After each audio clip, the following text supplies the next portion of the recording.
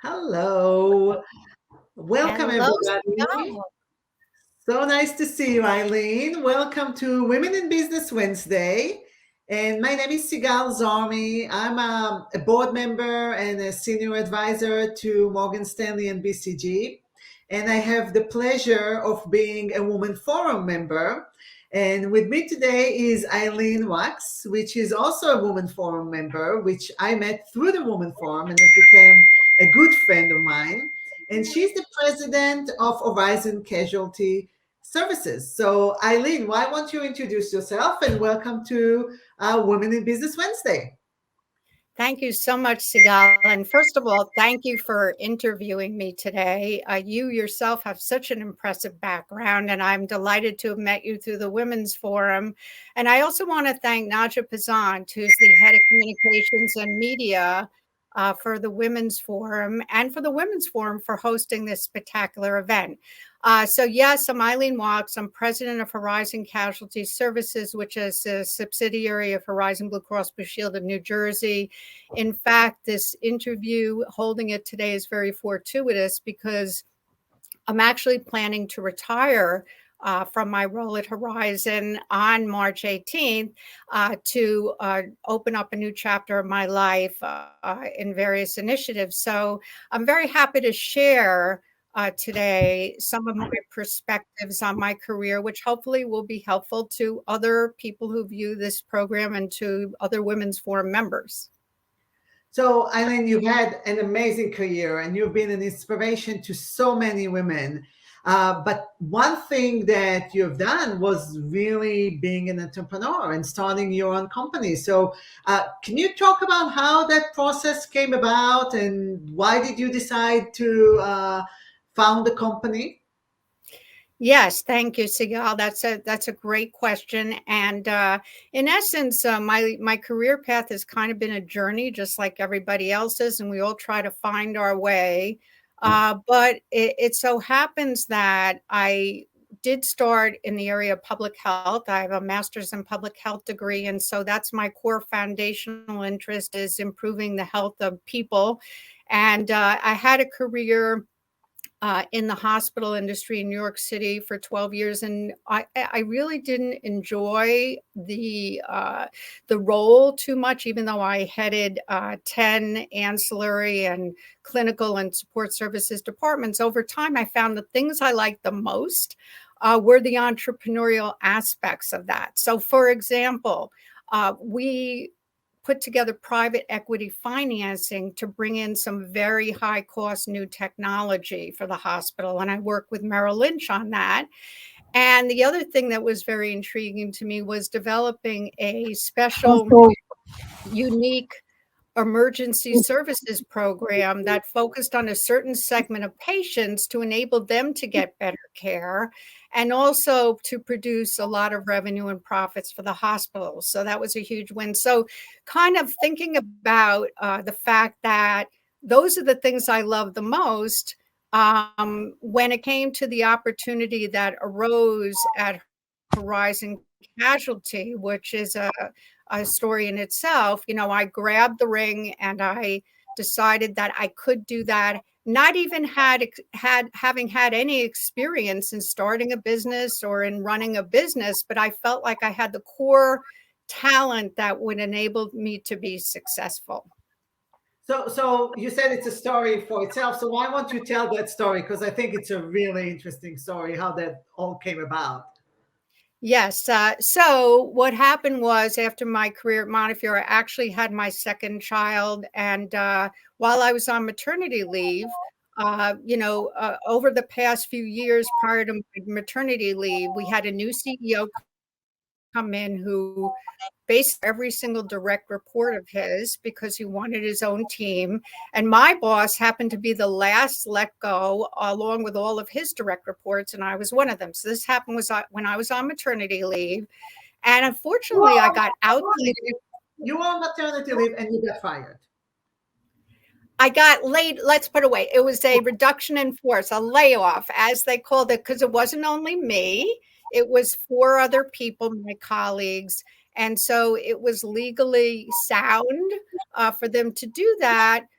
It was at a very kind of a fragile time because I was, again, on maternity leave, and they did give me outplacement services. And that turned out to be a blessing because it really helped me position myself for, how to effectively network and how to effectively look for new opportunities and how to do the ask. And it took quite a long time for me to figure this out, but I decided I do not want to go back into hospital leadership. That since, again, my passion was kind of new ventures, that I wanted to take a different tack. And that was a very painful part of my life, actually, because, I was young in our marriage and we were, we had only one income, my husband's income, and, we were not in a good place financially. And I was determined to find another career path that I found more satisfying. And it so happened through networking and forming a consulting firm, and then networking and finally getting networked to the senior medical director at Horizon Blue Cross Blue Shield in New Jersey, which was called Blue Cross Blue Shield in New Jersey at the time, that there so happened to be a new company they were forming, and the capital had just been approved by the board of directors. And he said, given some of your background and some of the work I'd been doing while I was in outplacement and while I was finding my pathway, he said, you could be a good fit. But the interesting story of that is that my person who hired me for the position knew that I had no experience in running a company or in forming a company. But what he did have is a goal, and he had a goal to hire a woman. And he always met his goals. And I'm convinced that that was one of the elements that caused him to kind of put aside some of my weaker experience and meet his goal. And it gave me an opportunity. And so that's why I do believe to some extent in affirmative action, because had he not had that goal, I probably would have not been hired for the job. He would have probably hired someone very similar to him. And he probably, in the end of the day, wouldn't have had the same outstanding result. So it's a good news story.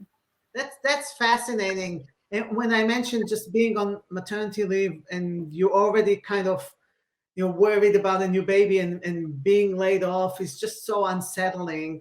And you probably, and maybe we'll go back to that later because I want to ask about what did it take to really start the company. But we'll go back to the leadership questions around that later and what did you learn from that experience. So you started the company, and how did you take it from infancy to a really successful business?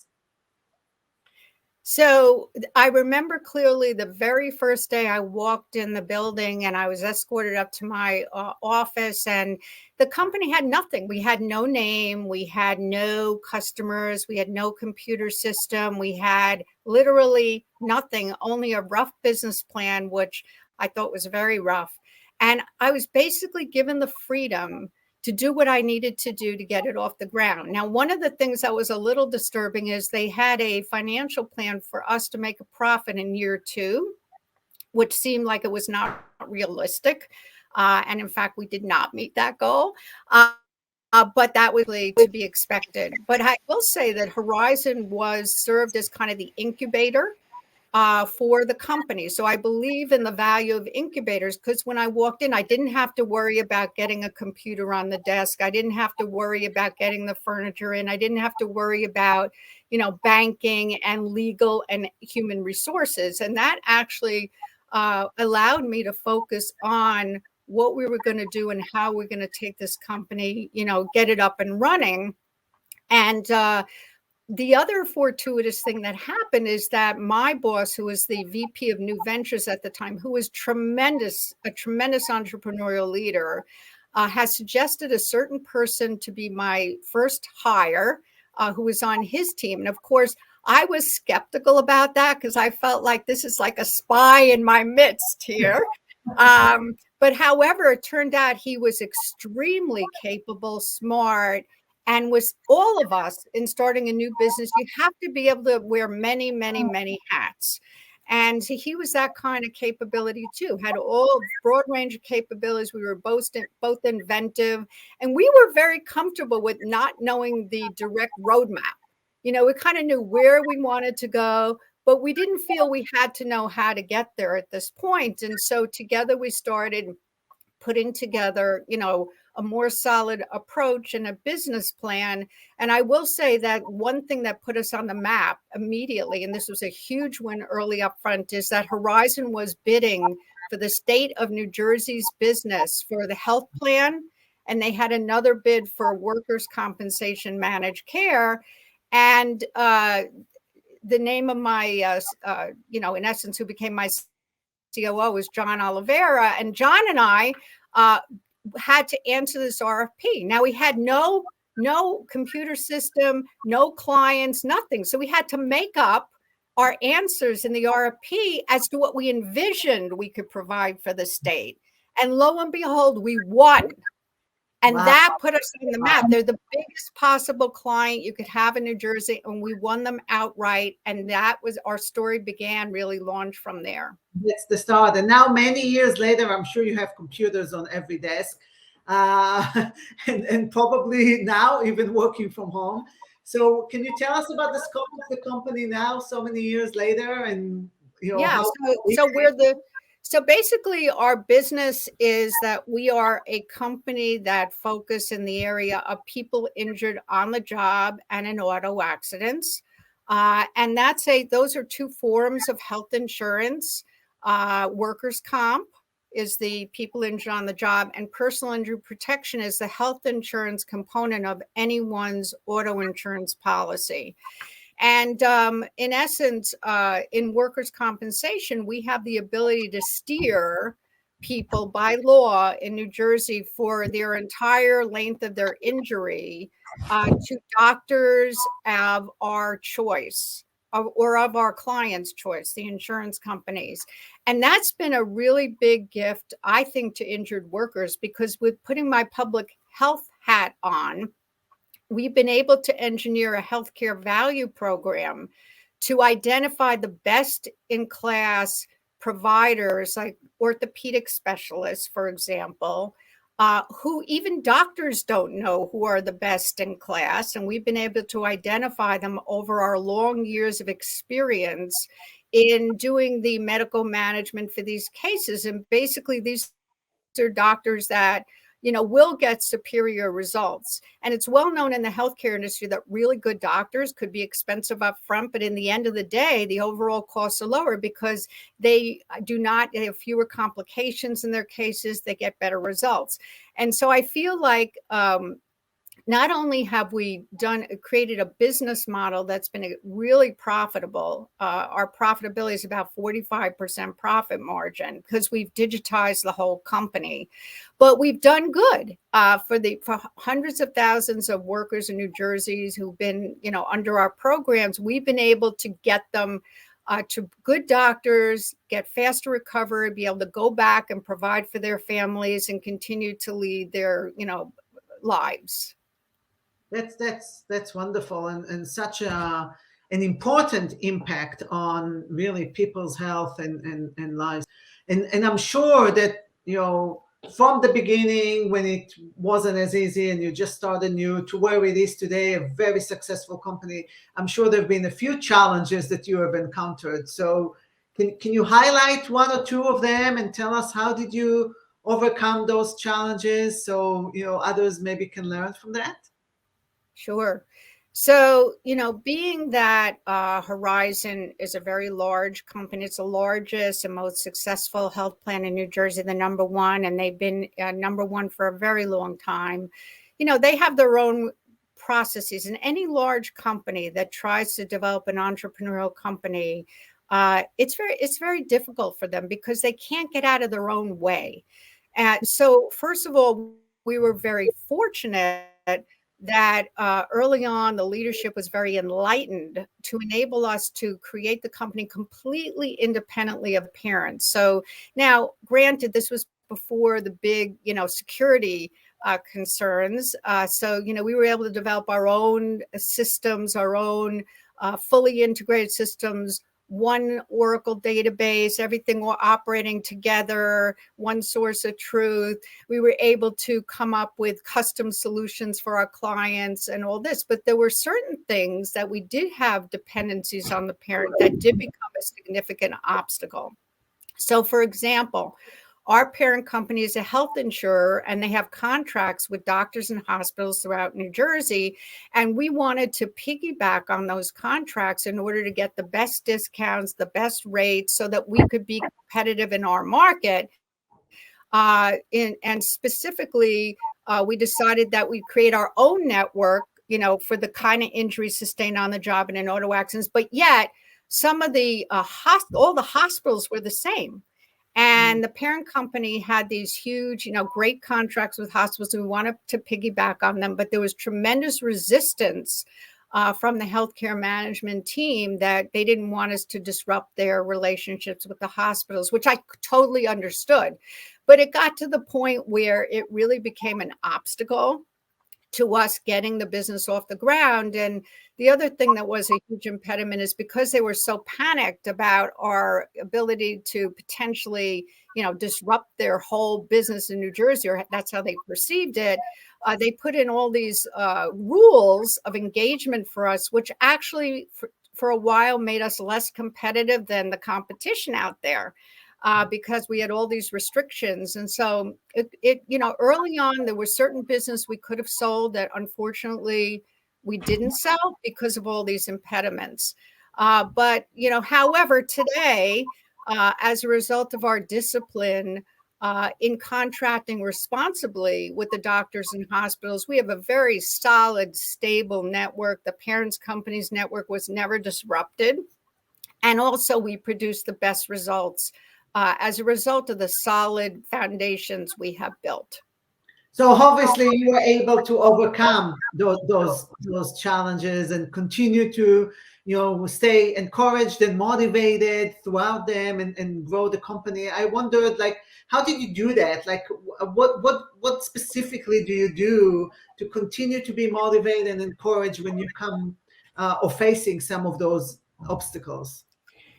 Yeah, well, being a woman was also an obstacle because there were no women leaders at Horizon at the time. And certainly I'm the only woman P&L leader at Horizon.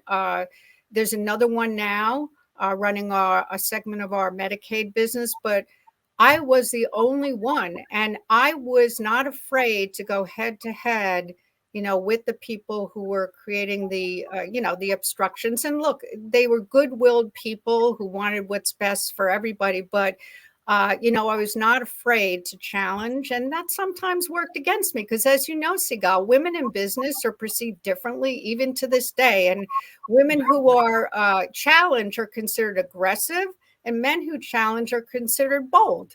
So it was a lot of finessing to do to maintain, and I did burn some bridges, and that was really hard. But what was interesting, because I kept getting great results, the enterprise was able to adjust or accommodate me more over time, because when I said I would get results, when I had a financial plan, we always met the plan.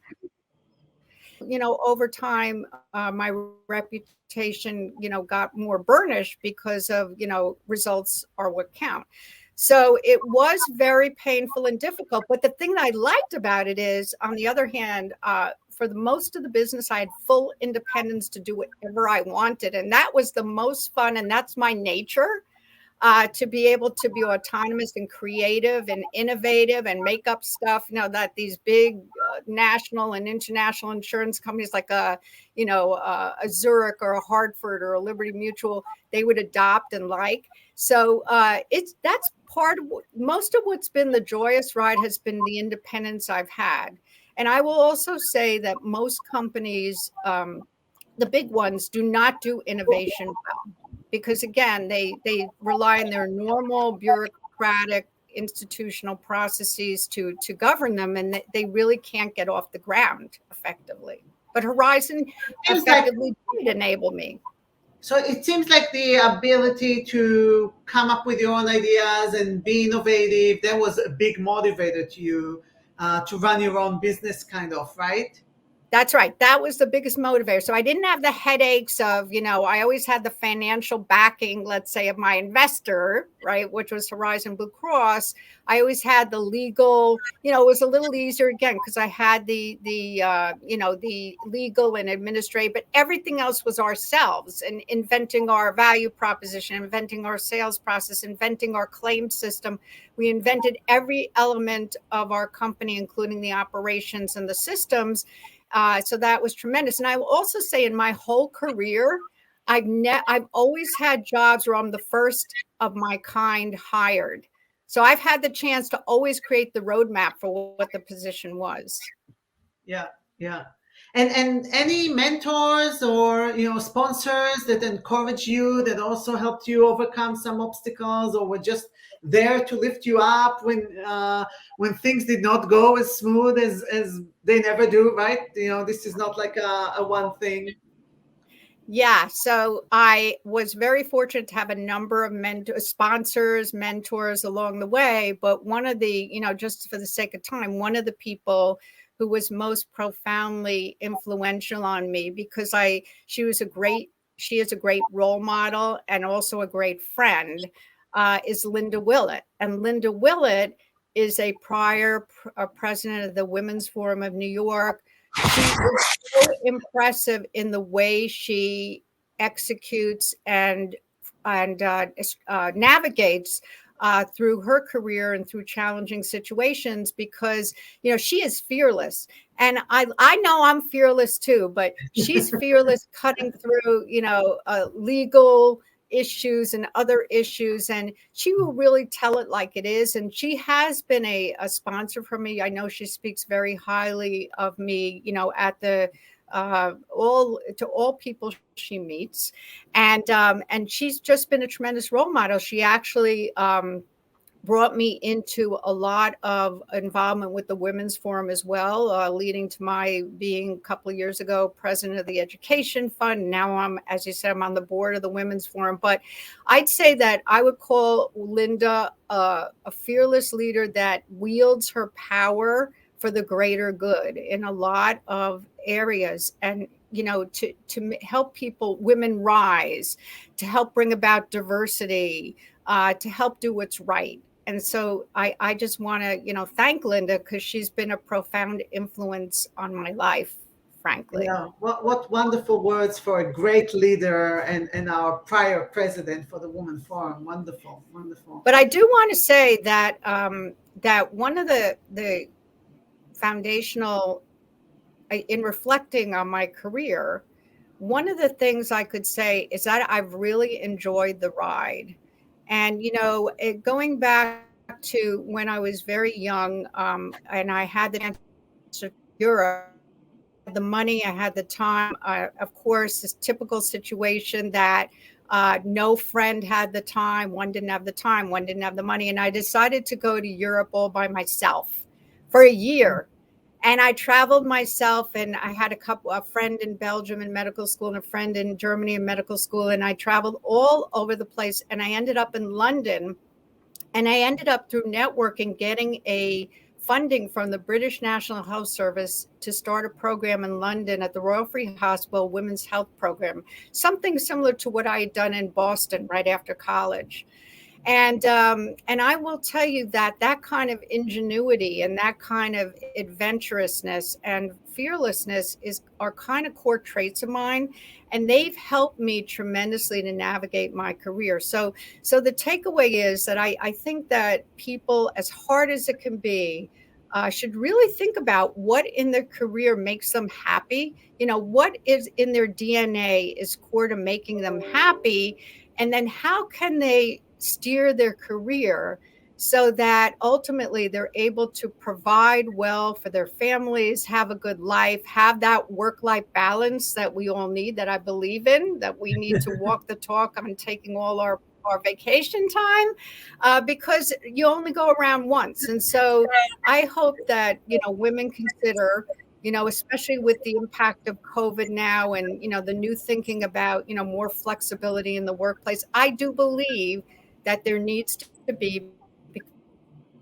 because we only have one life to live, and you might your professional front and in your personal life as well. That's a great advice for women in all career track. Either if you work for a large corporation or in the non-for-profit sector or an entrepreneur, I think that's great advice for all of us. And you're talking about the work-life balance and your personal life. Can you tell us something personal about yourself? Like, what do you do for free time and what people might not know about you that is more personal? Sure. Well, I really walk the talk on work-life balance. As I mentioned, I take all of my paid time off. I walk the talk and encourage everyone in my entire organization to do the same. Because when you go on vacation, you see new things, it really changes your perspectives. And so what I have done and what my husband and I have done our whole lives is adventure travel. So when we go to New Zealand, let's say, we'll take sea kayaks out to sea lions and and we will climb the highest hills in Bhutan, and we will do personal guides and special, we're very curious, and I'm very curious, and I'm very energetic. And so I feel that adventure travel is core to something people may not know. I just don't go to a country. I want to experience the hills and the valleys. And also, I'm an avid environmental steward. In fact, we are very supportive of the New York State parks systems, and my husband volunteers there. We're very active hikers. I love reading, and I just love innovation in everything I do. That's wonderful, and it seems like you've had a chance to really enjoy, some free time and travel, and while really having a very successful career. I love your advice about making a difference, enjoy the ride, and feel fulfilled with a purpose. Right? That sounds really the way people should think about their careers. So you mentioned at the beginning that you're retiring. What are you looking forward for in retirement? So I have three amazing grandchildren. I have a daughter and her husband in Sacramento, and a daughter and her husband and a baby in Washington, D.C., and two grandsons in Sacramento. And I am looking forward to seeing them more. I'm looking forward to a lot more travel. In fact, we're headed to Scotland for 3 weeks in May. And I'm looking to serve on corporate boards, something we weren't allowed to do at Horizon. But I've already looked at a few opportunities and they weren't good fits. But I'm very optimistic that things will materialize so that I can give back to corporations, especially entrepreneurial ones that are earlier stage or middle stage, to help them be successful as well.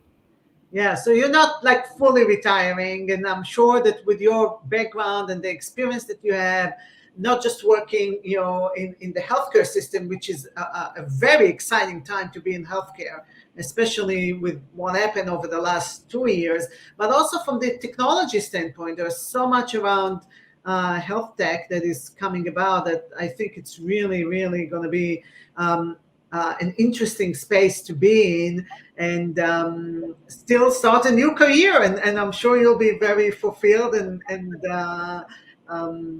engaged and motivated as well. And being on the board of the Women Forum is a great opportunity to give back and help and encourage other women. So yeah, I'm excited for you, Eileen, as well.